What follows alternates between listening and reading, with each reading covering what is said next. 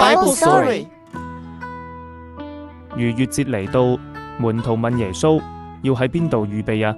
耶穌話：你哋入城去，遇見個拎水罐嘅人，就跟住佢走。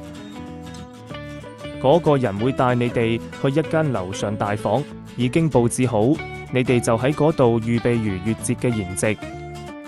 彼得同約翰照耶穌講嘅去做，入城揾到嗰個人，並預備好筵席。夜晚，耶穌同12個門徒坐低食逾越節晚餐。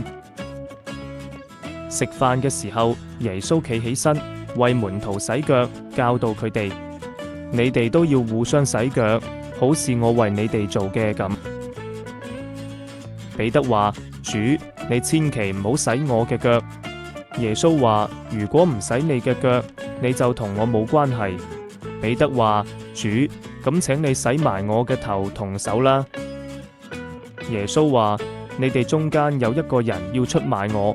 門徒好憂愁，一個個問：主，係我嗎？耶穌話：同我一齊蘸手喺盤子裏嘅嗰個就係佢。佢蘸咗餅遞俾猶大話：你所做嘅，快啲做啦。之後猶大接咗嗰塊餅，就即刻出去。嗰時已經係夜晚。